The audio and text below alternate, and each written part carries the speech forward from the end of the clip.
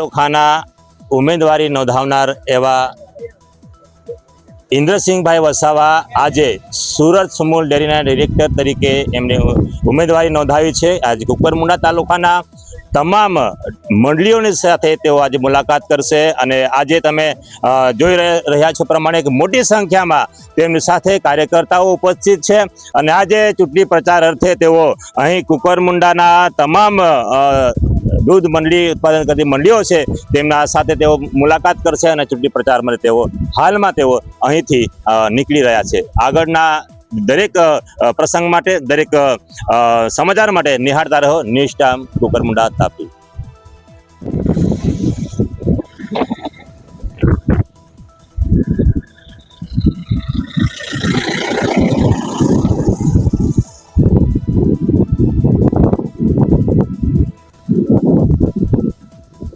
કોનું વર્ચસ્વ જોવા મળી રહ્યું છે હાલમાં આ સુમૂલની ચૂંટણીમાં વધારે વર્ચસ્વ ઇન્દ્રસિંહભાઈ આત્રેયાભાઈનું જોવા મળી રહ્યું છે। શું લાગે છે તમને? 101% આપણા સહકાર પેનલના ઉમેદવાર ઇન્દ્રસિંહભાઈ આત્રેયાભાઈ વસાવા 101% ચૂંટાય છે આ વખતે। તમારું શું મંતવ્ય છે? અમારો મંતવ્ય છે જરૂર ચૂંટાઈને આવશે જ। ક્યાં જઈ રહ્યા છો હાલમાં? હાલમાં અમે આ ચૂંટણીના સંદર્ભમાં દરેક મતદારના ઘરે ઘરે જઈને મત માગવાનો અમે પ્રયત્ન કરી રહ્યા છીએ। ધન્યવાદ। શું લાગે છે તમને આ ચૂંટણીમાં? આપણા સમાજના ઉમેદવાર છે।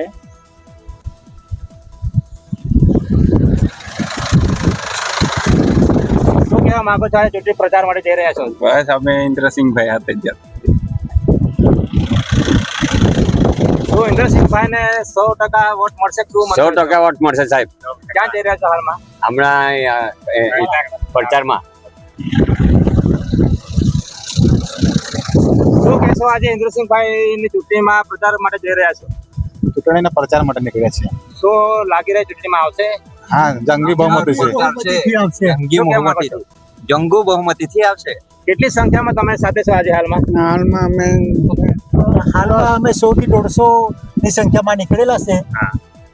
25-30 ગાડીનો કાફલો લઈને નીકળેલા છે અમે। બરાબર। શું લાગી રહ્યું છે? અમને એવું લાગી રહેલું છે કે કોઈ પણ હાલતે ઇન્દ્રસિંહભાઈ નો વિજય થાય। હાલમાં ઇન્દ્રસિંહભાઈ ચૂંટણીમાં પ્રચાર માટે નીકળ્યા, શું કહેશો? એટલે એને સમર્થન આપશું અમે બધા। ચૂંટણી પ્રચાર માટે નીકળ્યા છો, ઇન્દ્રસિંહભાઈ માટે કેવું વાતાવરણ જોવા મળી રહ્યું? વાતાવરણ તો અત્યારે હાલની પરિસ્થિતિમાં બહુ સારું વાતાવરણ મળી રહે અને લોકોનો મતદારોનો સારો સપોર્ટ મળે છે। શું લાગી રહ્યું છે કુકરમુંડા તાલુકામાં?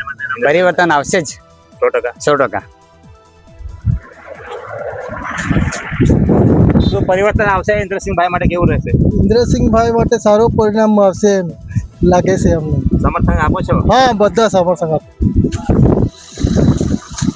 ઇન્દ્રસિંહભાઈ માટે સમર્થનમાં કેટલી સંખ્યા છે તમારી સાથે આજે હાલ? ચોક્કસ પરિવર્તન આવશે। લગભગ 18 થી 20 માણસો મતદાન કરશે જ। 100%? બહુ જંગી બહુમત? હા, જંગી બહુમતથી જીતશે।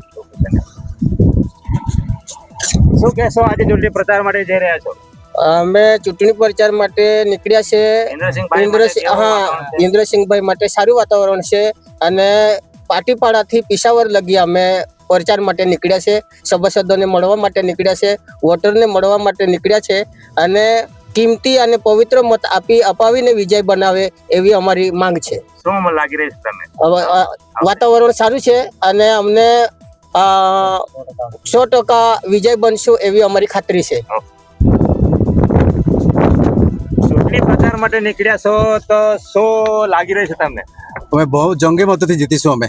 કેટલા વોટોથી તમે જીતશો?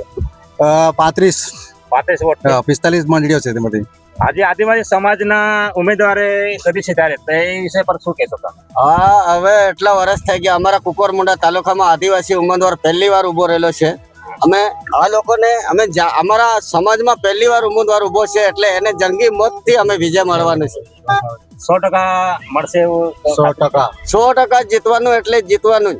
ક્યાં સુધી જશો આજે પ્રચાર માટે? અમે અહીંયાથી ઇટવાઈ પોરોડ પછી ગાંગઠાથી અમે કુકરમુંડા સુધી જવાનું। જંગી બહુમત? જંગોમાંથી જીતીશું અમે।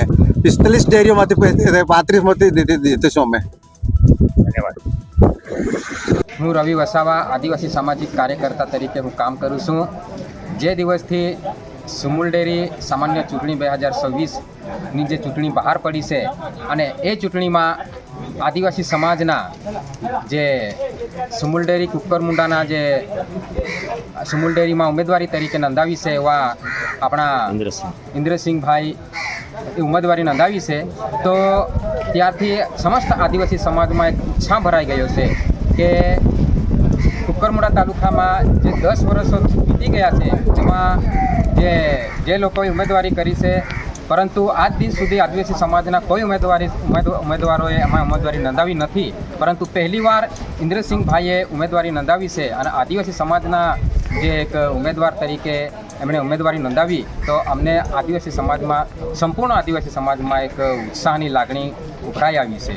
દૂધ ઉત્પાદક કરતા તમામ ખેડૂતો શું અપેક્ષા રાખી રહેલા છે કે જેથી કરીને આજે આદિવાસી સમાજના ઉમેદવારી નોંધાવી છે?